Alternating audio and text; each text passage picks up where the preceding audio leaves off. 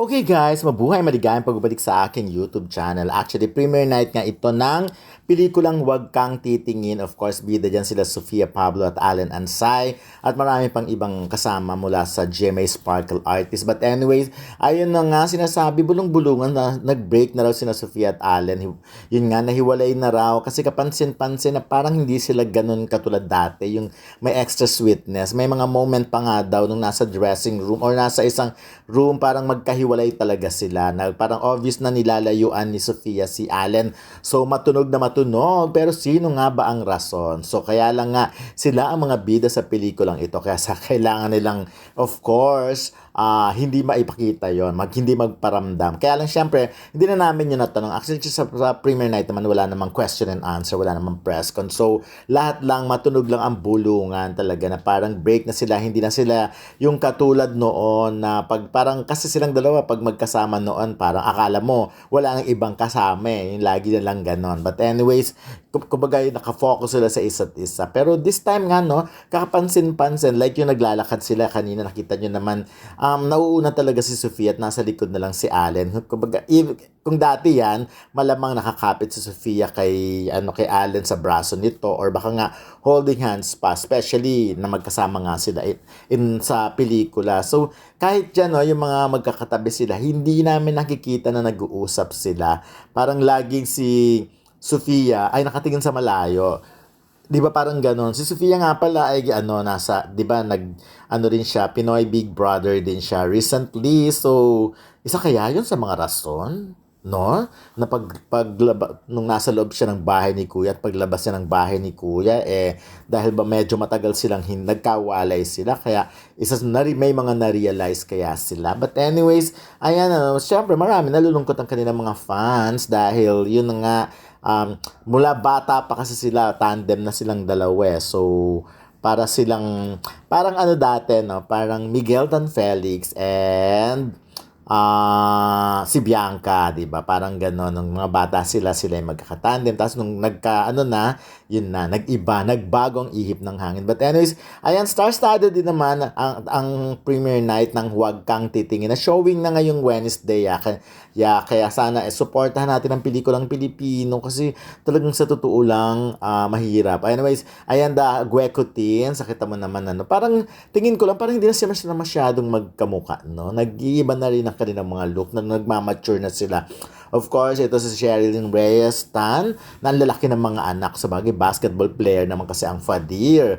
Mga anak niya kaya ganyang katatangkad, di ba? Nakakatawa lang. But tinatanong ko kasi, sa'yo ba nang galing talaga yan? Ba't ang lalaki? Ayun nga. So, of course, nag-support din yung mga Sparkle, GMA Sparkle artists. Ayan, nag-attend sila ng premiere night. At sana nga, ako wish ko talaga na sana kumita na mga pelikula kasi ang hirap naman talaga yung sitwasyon ng mga producer na produce ka ng produce tapos hindi na meet yung expectations mo, so nakakalungkot, baka mawalan ka ng gana. Buti na lang ang tingin ko mahaba ang PC nitong GMA Pictures and Mentor Production. So ayan, by the way, ang Mentor yata parang ito na ang huling movie muna for this year na ipoproduce nila. Parang wala silang entry sa Metro Manila Film Festival kasi nga sa dami daw ng problema ngayon. Alam naman natin ang Mentor, diba? Yan yung nag-produce ng Malyari, sila din nag-produce ng film ni Ate V, yung mga ganon nung kailan lang. So, kaya lang sana nga kaya sana kumita balik na sa dati. Actually, maganda naman yung movement na mas babaan ang presyo ng ticket, like gawing 275, tapos pag probinsya ay gawing 150 para maging habit mabalik nung araw, no?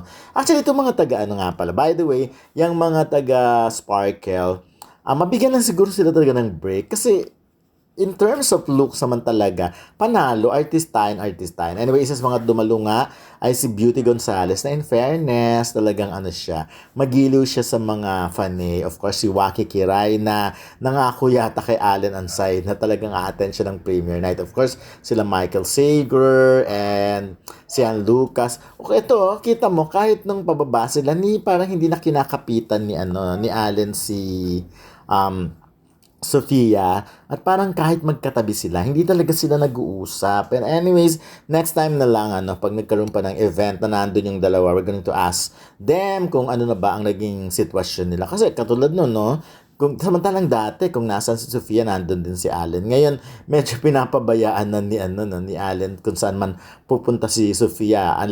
Yung mga ganong sitwasyon. Well, ako naman, kung sa tingin nila, mas makakatulong sa career talaga na wag mo na unahin ng love life, why not? Tama naman, pag bata ka pa. Anyways, isa sa mga pumunta nga ay si Chris Bernal, of course. Nakasama rin ni Beauty Gonzalez sa serye na House of Lies. Ayun na nga, going back to Sofia and Allen, kung sa tingin naman nila ay mas maganda mag-focus talaga sa career. Ako talaga pag bata pa, mas mag-focus sa career. Kasi, di ba, katulad yan sila Alden Richards, na inuna talaga ang career, di ba? So, hanggang sa nakuha nila yung gusto nilang makuha. Sana lahat ng mga artista, ganun. Mag-focus mo sa career. Kasi ang love life, nandyan lang naman yan. Babae or lalaki, nandyan lang yan. Pag successful ka na, at hindi mo na poproblemahin ng pera, establish ka na, mas mas madali na for you ang makahanap ng jowa. So, ako, pabor ako sa ganon. Okay lang yung may inspiration ka, may pakilig, pero not so much yung parang sobrang focus ka sa love life. So,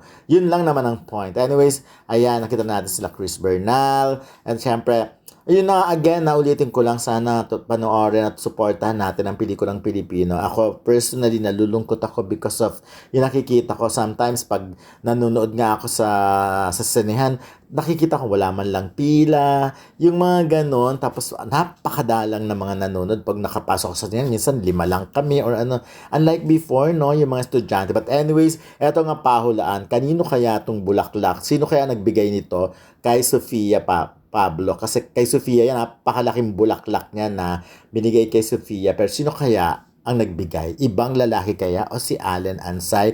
Si